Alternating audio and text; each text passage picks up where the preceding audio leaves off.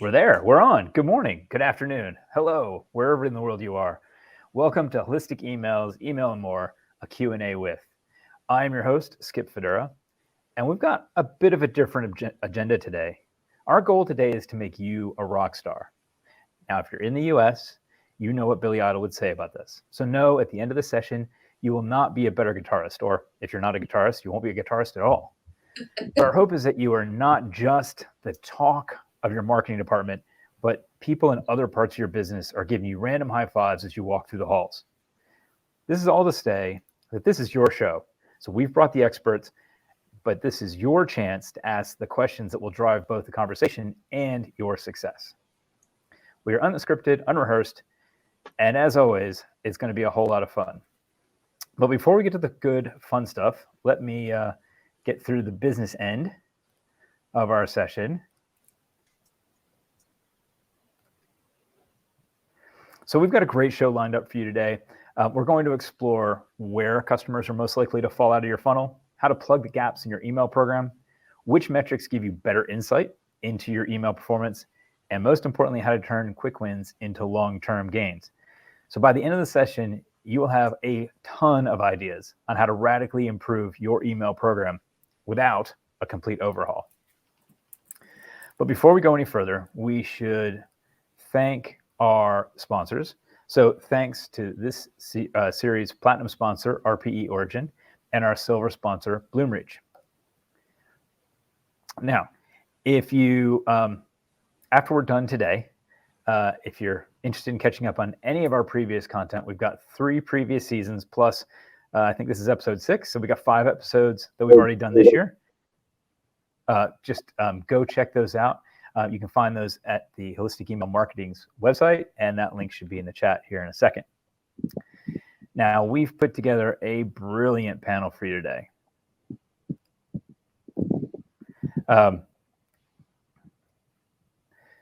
So we've got, well, first I should say, unfortunately, due to some unforeseen circumstances, both Brooke McDaniel and Jen Pike could not be with us. We will get them back on a later episode. But don't worry, our panel is a little bit smaller than usual, but it's still a very distinguished group of email marketing experts. So first up, we've got Tom Rickards, who's a customer success partner manager from our silver sponsor, Bloomreach. Hey, Tom. Hi, everyone. Good to be here. And we've got Bea Linz, who's global CRM director at AdBirds. Hey, Bea. Hi, nice to meet you all. And last but certainly not least, with me as always, is best-selling author and award-winning thought leader, Kath Pei of Holistic Email Marketing. Hey, Kath.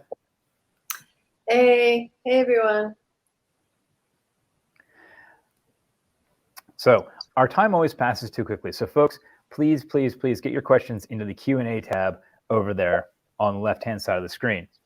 While you're getting those questions in, let's set the scene a little bit. And let's face it, times are tough. It is tougher to get sales, and marketing budgets are getting squeezed. But our targets have not gone down. If anything, our targets are going up. Now, in an ideal world, we would be able to stop, study what is working and what is not working, so we can retool our entire email marketing strategy around the strategies and tactics that work. Now, as I've been explaining to my 18-year-old, and she just turned 18 last week, the world is rarely ideal. We don't have time to stop and deep dive into our email program. And even if we did, we may not have the right resource to do that analysis. But as I said above, our targets are not going down. They're going up.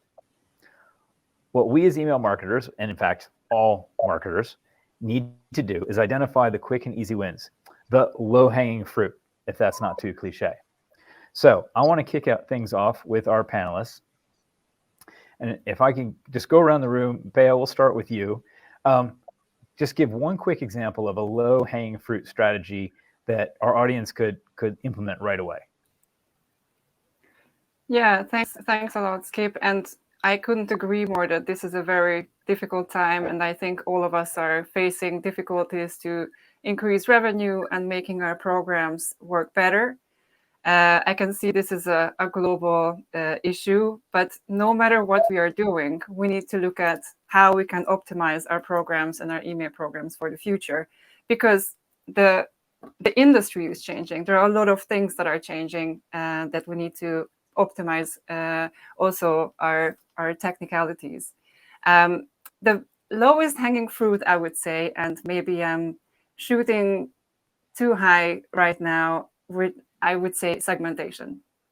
No matter what you do, you need to start segmenting from the get-go, even if you start just building your audience at the very beginning. So if you start segmenting, you understand a little bit of your audience, from demographics to based on what products or categories that you're serving to your audience. From a very small segmentation perspective, at least do a differentiation between your BAU, your business as usual program, so that you are actually sending a bit more personalized messaging than just a batch and blast. So segmentation is the lowest hanging fruit that I would say first. Okay, I like that. And that sets us up nicely for some stuff we're going to talk about in a bit. Tom, how about you?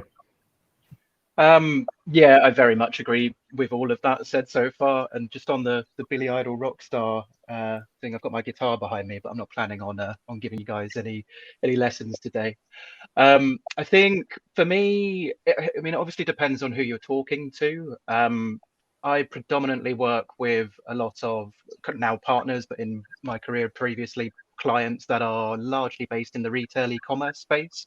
So to me, the kind of one thing that is always the quickest win that's going to generate the most revenue in terms of, like you mentioned, the tough times that we're in at the moment, it's cart abandon triggers. Having those set up, it's such a no-brainer. They're literally just there running, generating you revenue.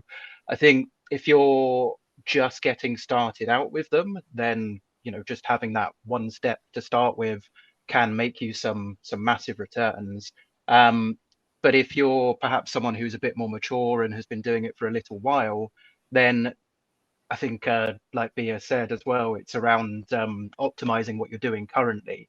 So think about, how can I review this? Because tiny little tweaks can make a massive difference to what you're doing. There was one client in particular, a partner of mine, Voxwise, was working with Mint Velvet, a fashion retailer, and just by changing their the timing on when that email was going out from initially 60 minutes to 30 minutes, they generated an extra £1.51 per email, which is an annual increase of over £360,000.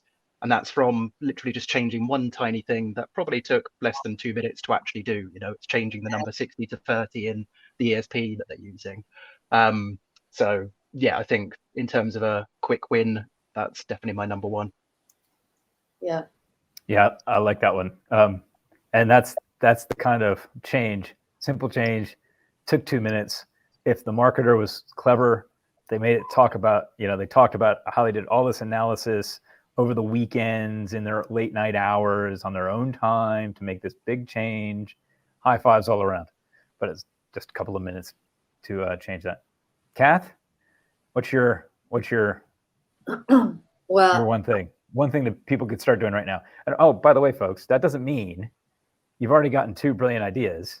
As soon as Kath's done, I don't want you dropping off. There's going to be more. There'll be more ideas. So don't, this isn't it. okay, so I'm torn between two, but I'm going to go with audit, because it feeds into both what Bia and Tom were talking about, right? So go and do that audit, and that's going to actually bring to light the low-hanging fruit, those small tweaks, the things that you can, because you can always, when you do the audit, and often it's best to get a third party to do it, right? Particularly if your time, sort of is limited. But it's going to bring to light all of those, and then what you can do is identify, the return on investment, and how hard it is, the ease of implementation, and you can start prioritizing that way. You'll also, of course, come away with some long-term wins too for later down the track, but focus on those quick wins that you can get. So, in fact, sort of leaning into what B was actually saying. With the segmentation, with some of the, in fact, 2 clients that we've done an audit with, we found that what they were doing, they were brilliant. They were doing segmentation and everything and doing a great job. But we actually found out that they were missing some people, right? And so that's the kind of thing. So, do a bit of a deep dive into your data, find out, make sure that you're actually contacting everyone, because what they were finding is they were literally segmenting, sending it to recent, but they were missing out a really key opportunity within their buying cycle of the next segment, which they were either not contacting or they were contacting too irregularly. And these people were actually the ones that were within the buying cycle, that these ones were poised to buy. So things like that, this is, can come to light within an audit. And, audits can take a few days, few weeks to do, but they're well worth it. And you're going to get a bunch of low-hanging fruit to actually be actioning from that. So the low-hanging fruit to action, low-hanging fruit. Okay. All right. Excellent stuff. So scores in the doors. We are 11 minutes in, 4 ideas. So, folks, if you haven't gotten an idea already, hang on. We'll get you there. So moving on, let's start with, let's start at the beginning. How do you find where your customers are most likely to drop out of the funnel, and where should you start your analysis on that? Where should you start looking? Tom, let's start with you. So I think obviously there's kind of tools to an extent, like GA will show you what pages people are viewing on your site, so you can analyze where people are dropping out, but it doesn't necessarily tell you why, which I think is probably more important. I sort of touched, cart abandon is such a prime example of somebody's got to the point, they've come on the site, they've browsed a few products, they've made the effort of putting one in the basket, and then they've disappeared. What were the actual reasons for that? Okay, the cart abandon trigger can try and bring them back, which is a great way of picking up on that. But actually, did they see something along the lines of delivery was too high, or some kind of unexpected cost that they didn't realize was there? Did they realize the discount code that they got sent in an email actually doesn't work when they tried to get in it? You don't have that sort of view of why did that dropout occur in the first place. So there's lots of tools you can use along those lines, I guess, like Hotjar or those type of things that are looking at click maps and tracking that user journey to sort of see why people are dropping out. But they can be quite time consuming as well. So it's a challenging one to sort of try and say, where is the optimum moment to try and bring them back? I think regardless of where or why even people are dropping out, what was the two I was toying up for the first question in terms of a quick win were the cart abandon or the welcome campaign. And I think welcome is key for whatever the reason that somebody is dropping out through that funnel. If you haven't got step one right, and you're not saying thank you for signing up in the very simplest version of a welcome campaign, just thank them for signing up, then you're missing such an easy trick, because it sets the tone for every other communication that you're going to have with that customer moving forwards. And that can very much be a part of a series as well. It's not just a one-off. So use the messaging wisely, use the timing wisely, space them out well. I think that's the kind of most crucial touch point that you can make in terms of the funnel, is getting it right from the start. Sounds great. Yeah, can I tag on to that? I think it's such a Absolutely. great point that you just mentioned, Tom. The very beginning of the funnel, when people are subscribing, is such a crucial part when you are gathering your audience. And also tagging on to what Kath was saying earlier about the audit, I think first analyzing how people sign up and just go through the process yourself to sign up yourself, and see where are the locations where people can sign up, see what is that entire experience, document it, and see what are the tick boxes that are pre-ticked or not pre-ticked. Is there a privacy policy included? Like, it of course depends on which market you are in and the privacy laws that you have to be compliant with.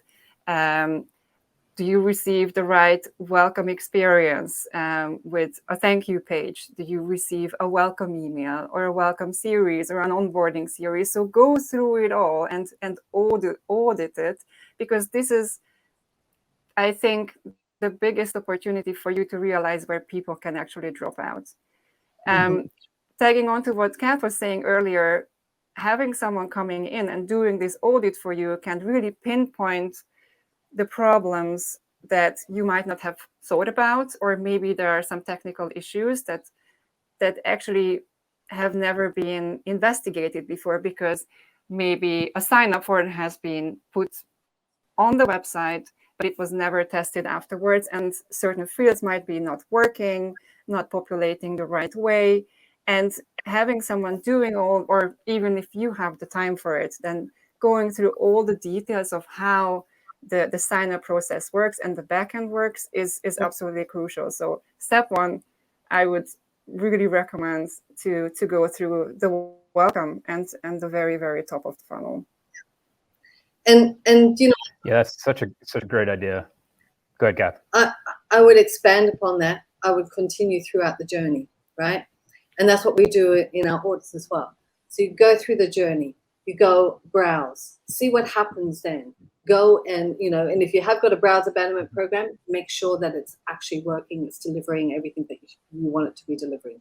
If you haven't, then this is a great opportunity for you to be thinking, is this actually a valuable offering for us to be offering our consumers? So what you want to be doing is putting your consumer hat on. You're no longer the marketer. You want to be looking and experiencing that as your clients, as your guests, as your prospects, going through that whole process. Is there any, you know, and there's lots of things that you can be doing. There's how it works with consumers is they are going to take the easy route, always take the easy route. And if at any point in time there is something that's confusing, something that does sort of go, oh, I don't understand that, that's when they will drop off, right? So go through it with a fine-tooth comb and say, oh, actually, I felt that. You know, I didn't really, it wasn't really clear. Or why do I have to do that? I don't understand. Why do I have to do that? Or, you know what, I've gone and done 3 steps when I know other sites only take 2 steps. So start going and doing all of that, document it really, really carefully, and see if you can either put in an automated process, change the wording, put in an A/B split test either on your program or actually on the website as well, and do all of that too. Obviously, the testing isn't going to leverage, sort of speak to the quick wins, but seriously, there are so many things that I've gone and done with our clients, and we have given them, you know, amazing results within a 5-day period, just from leveraging these quick wins from doing an exercise like this. And I wouldn't say just do this once a year. Do this regularly, you know, and go and go through the whole process and then find out what happens afterwards. And make sure that you are documenting everything and then getting ideas, because it will inspire you. And I think that's the best thing to do, because if you are feeling those ways, if you're sort of going, oh, wait, you know, I've got a question. And this is how we are as humans. If there is that point of you know, something not being clear, something being confusing languages, or asking you to do something twice or whatever, that's when people will drop off. So I think that's a really, really good point to start. I think Yeah, just I to kind of add on to that. Sorry, go ahead, Skip. Sorry, Tom. I just as a marketer, I struggle to do that, because I go through the process that I help design, and I'm blind to where it's bad. So I've started doing what I call beer sessions. So everybody just get my mates around. You know, please bring your computer. I'll provide the beer. I want you guys to do this. You know, and have your friends do it, because one, your friends are probably, depending on what you sell, you're the consumer you're aiming for in a lot of ways. And, you know, if your audience is not tech savvy, then I get my mom to do it. Mom doesn't drink beer, but get her a glass of wine. You know, so you don't have to pay a lot of money to get a big focus group together and rigorously test it. Just get some friends around and you'll find all of these things that you thought, oh, that made perfect sense to me and the team when we were putting it together. And your friends are like, what were you thinking? Because they don't pull any punches either. Sorry, Tom, I cut you off there. No, good. I'm looking forward to my invite to a beer party. I think the only thing I was going to add on was just, I think quite often brands can make the mistake of kind of asking for too much information to start with. Yes. So just get the email address as the kind of first thing, because if you're asking for date of birth and all the kind of other bits of information, you can get all of that further on in the cycle. But if you've got that first email, you can send the welcome campaign, you can start to nurture that person. Is the kind of key thing. Less is more in that sort of first interaction, I think. Well, Exactly. and it even starts before that. You can't send a welcome email if the email address you collected doesn't work, right? If it's an invalid email address, it's not connected to a real person. So that's also a great place to start, is verify email addresses as you're capturing them, so that you've got that opportunity to get the correction while the person's still in your form. Exactly. Yeah.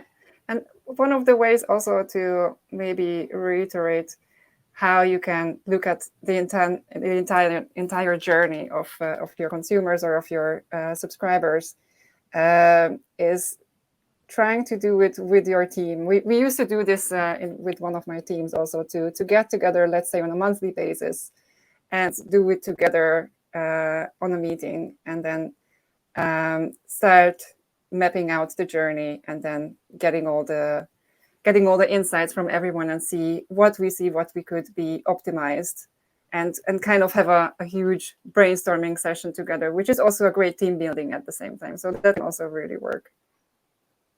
One of the benefits to actually having a third party, either a beer party or a consultant or something like that, do it, is they're not constrained by the limitations that you know of, right? So you work on the brand, you know that, oh, we've got difficulty with the tech with doing this, we've got limitation of this, we've got everything like that. So so you may actually go through that site with those limitations, front of mind, going, oh yeah, well, it sucks, but what can we do about it? Whereas having a third party will actually pull that in and say, this actually really needs to be changed. And then depending on who the third party is, your beer guys might, unless one of them's in the market, or like a provider or something. But that's how I know B is a consultant as well. And what we do is we come in as those third parties, neutral third parties, who don't have those limitations, and we develop workarounds. Because for us, it's not necessarily, we know the sky's not the limit, right? There's always limitations for budget and everything, and tech, but generally we find a workaround, and that can really help as well. So it may take a little bit longer, but you can achieve the result that you want. Absolutely. So I want to go back to something that Bea talked about in her opening comment, and so I'll let her go first on this one. You talked about segmentation and just getting some kind of segmentation program in place. So for a brand that's been doing batch and blast forever, where do you start? What's a good place to, or an obvious place, or to stick with the theme? Where's some low-hanging fruit that you can start with?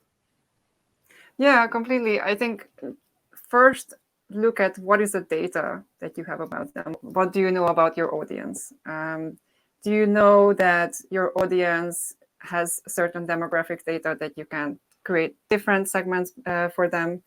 Do you know what life cycle stages they might be going through, and you can target them differently based on those?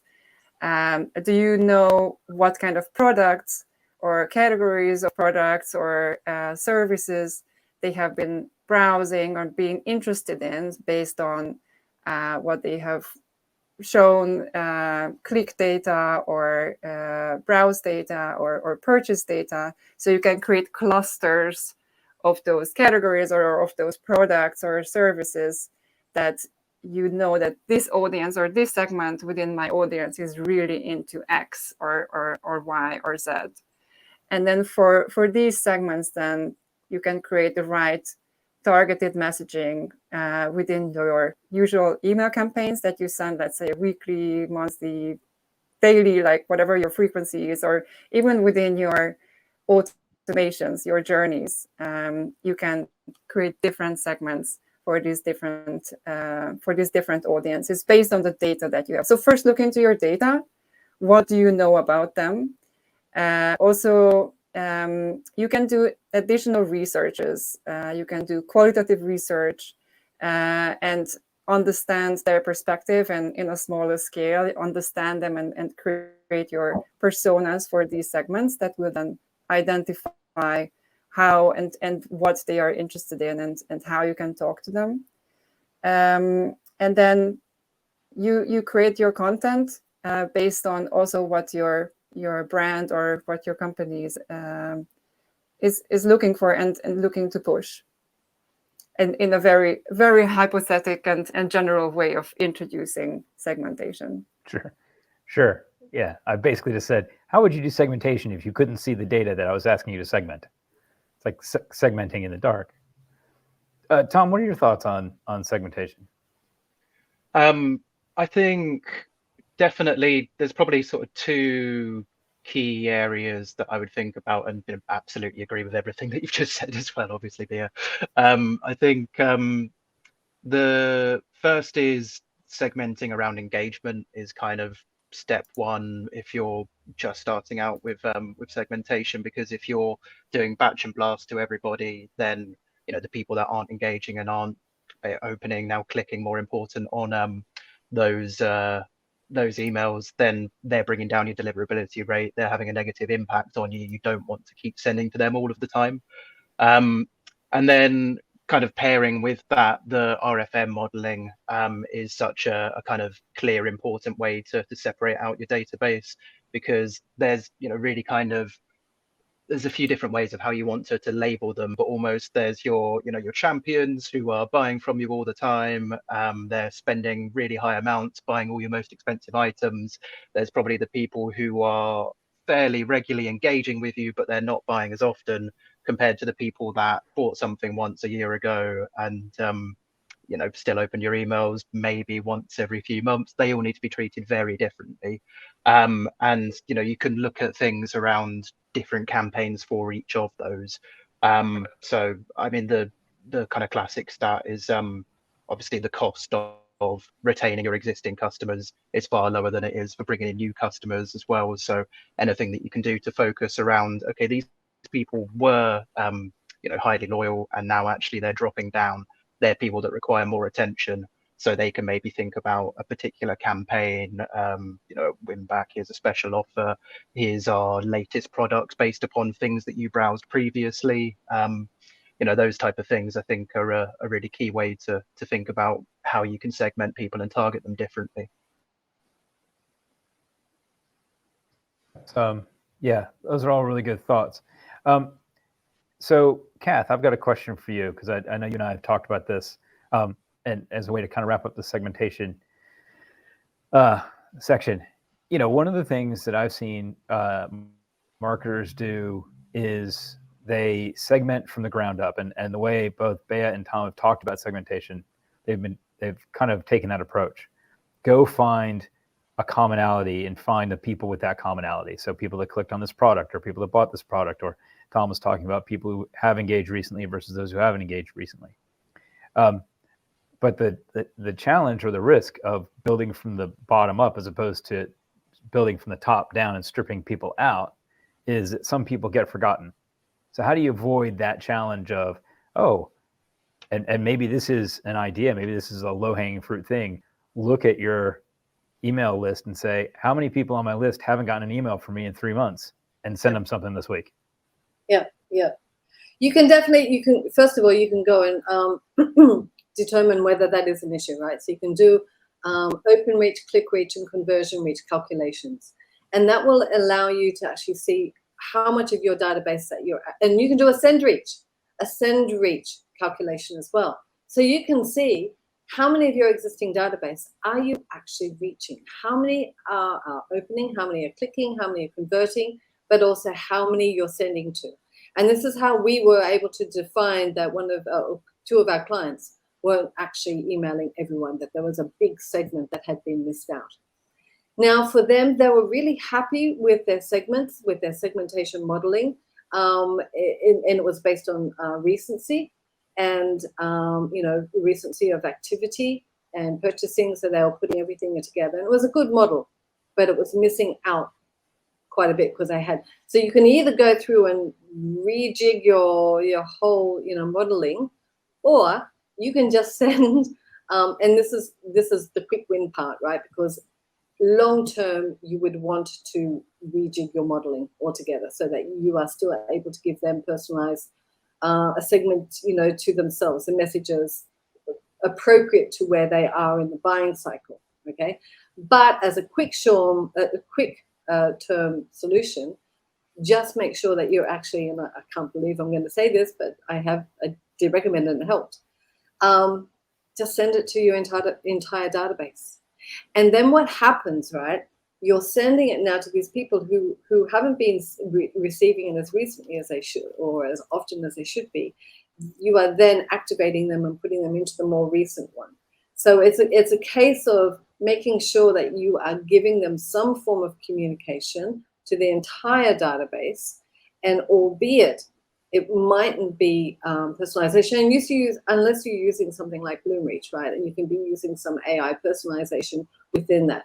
Now, when you're talking about that, then that's great. It still has that personalized effect, right? Because you're talking about products that they've looked at, that they've purchased in the past.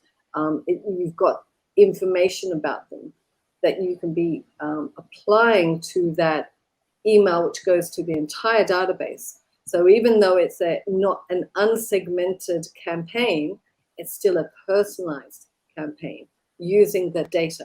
Because, the bottom line is as email marketers, we should be aiming to have a relationship with our clients where we are continually learning about them. If we're not sending to them, and they're not therefore interacting, we can't learn from them.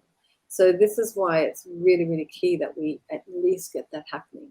And so that is one. But then, like I said, long term, I would be then looking at, as a short-term fix, as a long-term solution. Just go in, understand what you've missed out, look to see your modeling, see how it missed that segment out, or segments out, and identify how you can then go and include that into your rejigged modeling plan. So 2 quick follow-ups on that. Controversial question for the panel. If there's a segment of your audience that you're regularly missing out, you don't have something relevant to say to them, should you just delete them? You go, V. Sorry, go ahead. No, you go. I'm so happy that you brought this up, because this is exactly what Kat, you were talking about. It caused a lot of questions and a lot of comments in my head as well. And to your question, Skip, not yet. It depends where they are in the life cycle as well, and how they are behaving. I would reiterate what Kath was talking about. So if you have, and we are going through this exercise actually with one of my clients right now as well, that creating a segment or a core that is extremely active and emailing them based on their interests, based on their life cycle, which is fantastic. So they would receive regular communications, but then there will be this leftover, the inactives, who would get into all the win back and re-engagement automations and whatnot. And they are already there, but then they are missing out on, there might be big launches or the happenings that might be communicated on a weekly basis or on a regular basis. The new collections, the new campaigns. So these are really important information that they might be missing and they might be interested in, but you never know if you don't email it to them. So I wouldn't recommend to go back to constantly batch and blast, but to what Kath was saying, to have a regular, let's say a monthly email that is like a roundup. This is what happened this month. These are the things that you might be missing out, or the biggest launch that you want your audience to see, because this is what your brand is standing for. But also at the same time, offer them something else that they might be interested in, other type of products, other type of services, other like cross-sell within this email. So make this as generic, but also recommend other type of content in those emails so that you can learn from them. And when you tag these different contents and you see that, oh, actually we sent X, which was a big launch, but they were interested in Y, then you can see, okay, this person is back in the active core, and we never knew that this person wanted to hear about Y.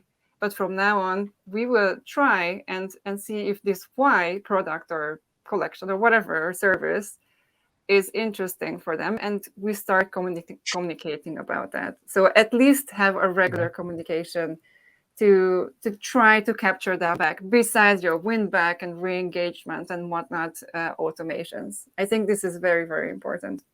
So I would not delete them yet. No, Don't delete them yet. Well, we've had a. I was going to say we've had a. Go ahead, Kath. It's just about the frequency of it, right? So how frequently you need to be contacting them on a frequent basis, right? On the basis that you don't want you need to keep your list clean, so you don't want to have deliverability problems, which I know there's a question coming about now.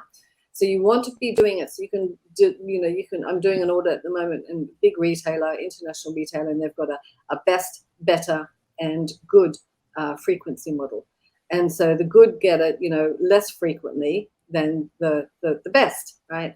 So that you're still getting it, you're still sending it to them, and then on top of that, you can have your lapsing, your lapsed, and then you're in your dormant segments as well. And you can be doing that. And that feeds into the next question I think you're about to ask, Skip. If I can jump in just before you do, Skip. Cheryl. Sorry. Sure, Tom. I feel sorry for the person that asked this question because it's almost been said about 3 times now. But I just wanted to add that really this is where the personalization comes into its own as well. If you're sending these, the bigger batch and blast style, everybody's getting this, even if it's once a month, once a quarter. If you've got some element of personalization within there, that's going to make all of the difference. Because if I know that you've been browsing bright orange shirts recently, then maybe you're more interested in buying, from this email that has just in the header image, menswear orange shirts, or actually here's some recommendations partway down. This part of the email is relevant for everybody. This bit's just for you. Having that key differentiation, like you say, could make all of the difference from pulling that one person back compared to them never opening another email from you again. I think that's where where a tool like that really comes into its own. And you mentioned really briefly a couple of questions ago, Kath, around browse abandon. I think that's almost like a form of browse abandon. It's not your specific, you've browsed this product an hour later, here's the email directly about it. It's using the browse data that you know about that person to just feed that subtly into the normal emails that they're getting, that everybody's getting, but it just makes each communication that bit more personalized for them. And so instead of being, are you suggesting that we're not creepy? Are you suggesting that we don't, an hour after somebody leaves the website, go and say, hey, you looked at this, you should buy this? I think there's a time and a place for both approaches. There is. So it breaks down to being overt and covert, right? So overt browse abandonment ones would be that email saying, hey, we saw that you looked at this. Are you sure you don't want to pop back? And they can work really, really well. But the one that Tom was talking about is a lovely covert one. And it's a very serendipitous, oh, I've been looking at that. Oh, I really do want to have, I can see why you said orange shirt, right? I don't know where I got the idea, yeah. So you can be doing it that too. But then to answer the question that Cheryl is asking, shall I show it on stage? Can I? Yes. Okay. This one here is basically one other tactic that you can do to do it is to actually set up an automation. And that automation then means that they're going to be, you can be setting it on a date basis. So you understand your buying cycle. If by X date or X amount of time, like weeks, months, whatever it is, that they haven't actually come back and bought, then what you can do is you can put them onto the lapsing one. And that lapsing automation will actually be sending them the email, sending them the information, trying to reactivate them. Again, it can be overt, it can be covert, as long as it's based upon, it can only be overt if it's based on purchase. It can't be overt if it's only based on email activity, because they might buy not through the email, okay? But when you're doing it through an automation, it means that you're actually just dribbling little bits of inactives on a daily basis. So it's not a huge, big, campaign, which is going to spike interest from the ISPs, and they're going to say, "Ooh, wait on, you guys aren't doing very well. The open rates really, really suck. So you've got lots of complaints." So you want to avoid that situation by doing an automation, and then it's just going to be putting it out like that. And then, of course, like I said, you can build then your lapsing program. You can build a lapsed program, so for further down the stream, if they still haven't purchased, and then you can have the actual dormant one as well. And if someone goes from one to the other, you can pretty safely say at the end of it, these guys aren't interested anymore. But hopefully during the lapsing and the lapsed, and you would definitely be reactivating them again. So, that dormant one would be your last sort of call, right? But yeah. But I'm just to go back to that question that you were asking before, Skip, that I was very excited to answer. I'm a big believer that you really need to do everything that you can, because they voluntarily brought themselves onto the list, as in they purchased from you, and you're using, maybe if it's GDPR, you're using, the ability to be messaging them, emailing them because of the fact that they are a client, okay? Or else, they have overtly ticked a box and said, yes, I want to be part of this list. So I am very against just pulling them off for your own convenience, because they're a problem to deal with. Because at the end of the day, I'm not a big fan, I've got to tell you this, I'm not a big fan of those emails that say, we notice you haven't been opening in a while. If you don't respond, I'm going to take you off the list. I'm like, listen, I'm a grown-ass woman. I run a business. I can make my own decisions. I don't want you to make my own decision for me, because at the end of the day, I'm on the list because I want to be on the list, because maybe I've got a need and I know that in a couple of months I'll be ready to buy, but I'm not ready to buy yet. So therefore I'm not opening or clicking or acting on your emails, because it doesn't suit me. So I think it's a very brand-centric approach, even though it's touted. Well, but it is, and that's why it was a controversial question, because the marketer that asked that question is the one that just went to a conference and listens to any one of the four of us speak at the conference and say, hey, best practice would tell you if people aren't engaging with your email, you shouldn't mail them. You should ramp them down and stop mailing them, right? So from a customer service perspective, yes, I want the customer to engage with me whenever they want to engage with me through whatever channel they choose. That's optimal. But I'm caught between a rock and a hard place, because the email inbox providers are saying, well, this person isn't engaging and you should recognize that and you should stop mailing them. So I can see both sides of that argument. I can too, but I have a big problem with best practices in the first place, and I feel that there's very, very few true best practices. But also, it's a case of you understand your audience, and you need to be fully understanding that, yes, there are people who have got different buying patterns to what you predict that they should have, right? We are unique individuals. So, we can't do that. And I think what happens, and it's the same sort of thing, if you go there, because again, after having worked with hundreds and hundreds of clients, we have had some that have gone and done that, listen to best practice. Someone said either their ESP or they read a blog somewhere or something, implemented it and had regret afterwards, because they realized it was the wrong thing to do, okay? You can't just do that. You have to try your utmost to reactivate them. And then, yes, I'm not saying do it forever and ever and ever, but you have to give them a chance. Most of the ones that are being sent to me, it's too soon. They've not given me a chance or anything like that. And therefore, they're doing it to improve engagement metrics. But at the end of the day, you know, your actual conversion metrics and business metrics that really matter can suffer. Because a lot of those inactive people, not a lot, but a good percentage of those, well, when I say probably about 19% could be, because the DMA email consumer tracker or consumer email tracker 23 just came out, and they asked the same question year after year after year, and I love this question. What are the actions that you take when you find an email that you like, okay? Email that resonates with you. One of them is click. That's the only one that's going to be, that we're going to be looking at.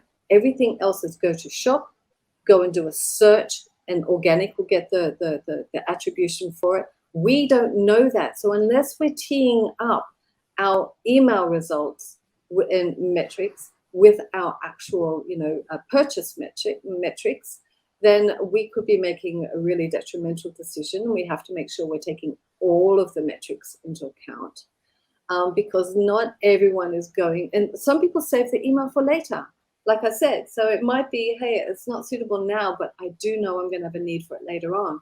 So I'm not actioning it, and they don't need to action it because it doesn't suit them. They will do it when they need to do, when they have the need. And I think to actually sort of designate to them and say, well, we've decreed that you're no longer interested in our product, so we're going to take you off the list, is, you know, treating your consumers as though they're people who can't organize their own lives. Well, it's treating your consumers as if they're the product. Yeah. Right. I had one just like that from a zoo the other day, and it made me think, well, you know, I just haven't been to your zoo for a little while. I might come back. I love that you said it, Kath, because that was my exact response when I got that email was, I want to be on your email list. I enjoy the pictures of the monkeys and so on. I'm just, you know, haven't actually been in to visit you because you're not nearby my house right now, but I'll visit my friends there again, and then we might come back. You know? Well, that's a huge challenge for attractions. I had a client that was a big museum in London, and the reality is that 95% of their list doesn't live within 2 hours of London. You know, so getting engagement is okay. If they put in some interesting content related to the museum, then maybe they can get a click to an article. But the reality is people open the email and like, ooh, look at the pictures of the dinosaurs, you know, that kind of thing. So it's a big challenge. I think it goes back to the frequency also, like how often someone who might be in an inactive list receives an email, what Kath was talking about earlier. And I think there are subtle ways of trying to manage your email list by asking them the question, would you like to receive less emails? Mm-hmm. Oftentimes, the brands have the option to have frequency setups and change the frequency of the emails of how often a newsletter being sent. So this power could be given to your subscribers, literally asking, okay, we've been emailing you, we get it. Would you like to receive less emails? So you can really just ask them too. I think that's also an opportunity. And then looking at the cyclical buyers, dependent on the type of the product or dependent on or the nature of your services or the product, what you, Tom, and Skip, you were talking about. I think it's so important to see how often that you're talking about to what kind of audience. And if you see that they are maybe buying once a year because, I don't know, it's Christmas and they buy the best shirt for their dads. I'm making this up. This is what they are interested in because their dad only wants to have this brand, but they will surely buy it every Christmas. Then you will see this in your data. Similarly, as like the zoo, sure. You will come back next year because this is holidays and you have to bring your son next year as well. And this is the time of the year when you are making those plans. So find that time of the year, find that cyclical buyer for your product or your services for during that time period. So that's, I think, also interesting to look for. Yeah, that's a good one. So we're getting close to the being out of time, and this question has been sitting here for over 20 minutes. So I want to get to JL's question because I think it's a good one. I think it's a good way to move into the next part of the session. So how do you navigate an exec team who are more concerned about the perception of email over the performance? So feedback like it's ugly, even though performance has improved by, a lot. Okay, I deal with this a lot. Because a lot of the things I tend to suggest for my clients aren't necessarily the most beautiful, aesthetically pleasing solutions, but they're the ones that are going to convert higher. And I just say, okay, well, it's about, and the ones that I do suggest, of course, are still nice, they're still effective, and it still is following the brand guidelines and all the rest of it. But it's about balancing between the two, the aesthetically pleasing versus the conversion, and making sure that works. And one really obvious one is, like I said, I'm doing an audit for this very, very big international retailer. They're still sending out all of their emails basically with it, as one image sliced up. And so a quick way of actually increasing conversions, it was actually to turn it into, create a master template and actually have more live text within it and everything. Now, a lot of brands don't like doing that, not necessarily because it's more difficult, because nowadays with master templates, it's not more difficult at all. But what it is, though, is people, we can't have that curve that we want that's on the website, those kind of little things. Let me tell you, the consumers, unless it is to do with the logo directly, which, you shouldn't be impacted on, the consumers aren't going to worry about that. They're looking at the product. It's only you as the brand that's really wanting to keep the brand integrity, and kudos to you for wanting to do that.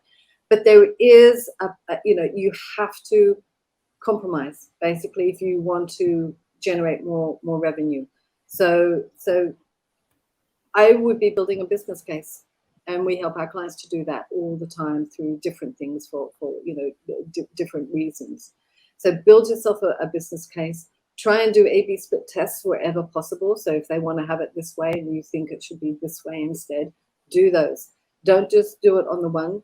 Do multiple ones so that you really build a solid business case, and you've got all the data there to back up and rationalize as to why the way you're wanting to do it is actually going to be better. It's going to be delivering longer customer lifetime, greater customer lifetime value. It's going to be delivering more revenue on a monthly basis, so on and so on and so on. Really always do it for those key business metrics. They're the ones, because they always have to win over a pure aesthetic, reason. At the end of the day, the aesthetics, it doesn't have the weight there in comparison to those. I've been dealing with this a lot as well, and coming from a brand similar in this field that has been all about how the curve should be and the CTA button should be in this order, and it's been a continuous conversation. I would say, to add on to what you said, Kath, continuous education, because if you bring the visibility to the executive team of what you're doing, including the business case, including how you're bringing results, this is going to make them feel more at ease, that this is like, what you're talking about, that you have it under control, and that you have the targets that you want to go after, you have your strategy set up, and then you are showing the results that are going towards that strategy. You're showing the results with your testing, with your regular tracking, and then reporting towards that, and showcase it to them on a monthly, quarterly basis. And this will really help them to understand, yes, you are working on this. And eventually the conversations around how the look and feel should be balanced with the actual result is going to be more smooth.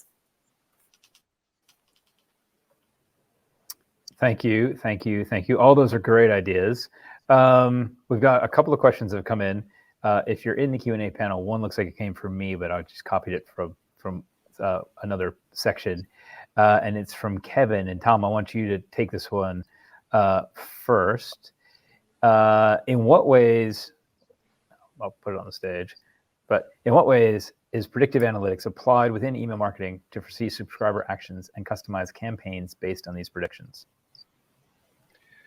I think a lot of that comes back to, you know, the personalization piece that I mentioned previously. A tool like Bloomreach is amazing in terms of getting to know who are your customers, how can you sort of start to predict what some of those behaviors are likely to be through a combination of all of the different tools we've already spoken about, segmentation and so on.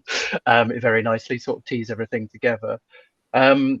How do you foresee subscriber actions and customized campaigns? I think really it's coming around to personalization broadly. You know, if it's one particular campaign, a win back campaign, a browse abandon, a welcome journey, any of those are based around what that customer has been, what they've been doing with you previously.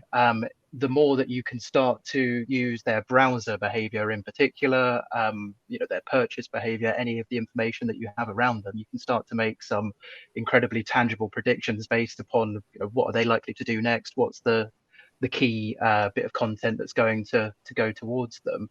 I mean, an amazing campaign that a client of mine through another partner, Voxwise, set up recently was around say skiing resort, a group of different skiing resorts across Europe. They were able to, from the cards that people were checking in with on the ski slopes, able to track how far were these skiers actually traveling in terms of kilometers, at what points are they getting on and off the slopes. And they gamified that essentially. So they were looking at things like, you've skied 100 kilometers, so you're a hero. You've come back more than twice this season, you're a champion. And the only way that they could redeem stickers for that were from the in-resort tools. All of that was combined through data that they'd pulled together, obviously, with these individuals. And they're starting to make predictions based on, well, what are these people going to do next? How is their next season going to be from there?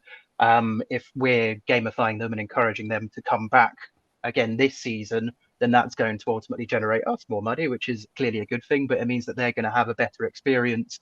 They're getting, highly personalized emails in the same way that like Strava or Map My Run or those sort of platforms are giving them, with all of this incredibly personalized information about the skiing that you've just done. That's such an engaging email that is all just there with data that you can start to predict based on who this person is, how are they engaging with you. Sure. I absolutely loved that one. I'm trying to find the actual stats on it. It can be a win-win. A 28% increase in ski days per season is what they got off the back of that one. It's just incredible. And that's the win-win I was just talking about. I had a similar email a few years ago when I was at Disney World. I got an email first thing in the morning saying, hey, the Magic Kingdom today is going to be absolutely heaving, but Animal Kingdom's not. Right? So it was a benefit for me because I didn't have to stand in long queues. I was in the park that had a lower occupancy, but they also are able to then load balance across their different properties. So it's a win-win, for everybody wins in that situation. That's great. So we're coming up to an end, and I want to give everybody a chance to do a wrap-up question or answer my wrap-up question. But before we do that, Kath, in a minute or less, can you help Ernest out with his question? Do you have any frameworks that you default on to share in terms of drafting compelling and effective email subject lines? Yeah, so it's basically, it all comes down to we are communicating with humans. So understand how humans work. Humans have got cognitive biases, or they use cognitive biases to actually make decisions, right? And so understand about the psychology and persuasion and really start to learn into that. But a really quick little rule, nice little framework, is curve rule. And one of our friends, Alex, actually created this. So curve. So that's curiosity, urgency, relevance, value, and emotion. If you use 2 to 3 of those, then you're going to have a very winning subject line. And, experiment with them, test with them. Really, hey, use ChatGPT to say, listen, come up with, 10 different subject lines and then test them all.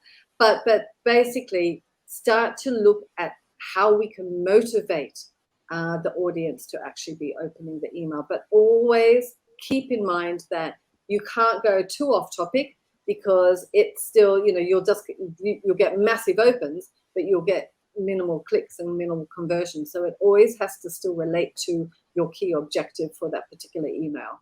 But, start to use that. So curve, curiosity, urgency, relevance, value, and emotion. Excellent. And while we're answering the last question, Kath, if you could put curve in the chat for everybody, that'd be great. Okay. So the second part of Kevin's question, so Tom, you did a great job answering it, the first part, so I'll let you go first. The second part of his question is, do you have any tips for digital marketers such as himself? But let's narrow it down. Let's go with, what's one parting tip that you want to give everybody on, all of the audience, on finding and maximizing their low-hanging fruit for email conversions? I think just start somewhere is my kind of very simple and obvious tip. I think so often people try and do too many things, try and do one, set it up, then work on to the next one. What I'll actually put in the chat, we have a use case library which we've just launched. I don't want to be too salesy about it, but in there is a ton of different use cases that you can use. Just pick one of those in terms of the earliest maturity and work your way up that journey. Start with something simple, a one-step cart abandon, leave it for a while, optimize that, review the timings, etc. Repeat with the next use case. It's really, don't just set something up and forget about it. Come back to it, review it, keep optimizing, keep testing. But don't do a million things at once either, because then you don't know which one of those million things was it that made that all important difference. Sure. Why is it always the gentleman with not very much hair that use lather, rinse, repeat as an example? Because I use that all the time. Beard shampoo. Bea, what about you? Yeah, exactly. Bea, what about you? What's one takeaway for the audience? Yeah, I completely agree what you just said, Tom. I actually wanted to say something similar: to simplify, choose your battles, and really stick with first the smaller steps. So small steps first. But to make your small steps easier is start automating as much as possible, because certain steps you can do easier within your automation system. Maybe it's not even sending an email, but automating certain parts that will update your backend, will update fields, or will really make your life easier. That will make everything much easier in the longer term, so you don't have to think about those in the future. So automate. That would be my biggest key takeaway. All righty. Thank you very much. Kath, why don't you bring us home? Yep. A robust testing, A/B split testing strategy. Put that in place. Don't do ad hoc testing. Don't just base it on opens and clicks. Base it on conversions. We here in Email and More, we've got about 3 or 4 different testing sessions. Go check them out, and you'll get a whole heap of new ideas and everything. But essentially, you need to use a hypothesis. You need to make sure that they're statistically significant results, and you need to use metrics. Unless you are actually just being rewarded on engagement, opens and clicks, you need to be using the actual success metrics that really matter to you in the business, such as conversions, revenue, and everything like this, to do those tests. And so really put that plan in place and do that. And you will see that you will, over time, get that, what I call aggregation of marginal gain, right? So you'll iteratively improve. And it's a great way of doing it. Fantastic. Well, that's all we've got time for. In fact, we're a little bit over, and I apologize to the audience for that. Please, everybody, let us know what you thought by putting some comments in the chat. We love to get your feedback. And join me in giving a big thanks again to our panel. Also, a big thanks to our sponsors, RPE Origin and Tom from Bloomreach. Thanks for that. We really appreciate all you guys do to make this make these sessions possible. For those of you who were keeping score, I may have my count slightly wrong, but I think we've got up to about 29, 30 ideas. So plenty of stuff for you to implement between now and the end of the week, or at least think about implementing between now and the end of the week to move your programs forward. Now, Kath and I will be back in September talking about getting an edge on your competitors with persuasive email design. So if you ask the question about subject lines, it's not exactly the same, but come and check out how you can make your emails better once people get into it. Until then, thank you all very much for spending your afternoon with us. We really appreciate you taking the time. We know you've got plenty of other things you could be doing. Until we meet again, be safe and make good choices.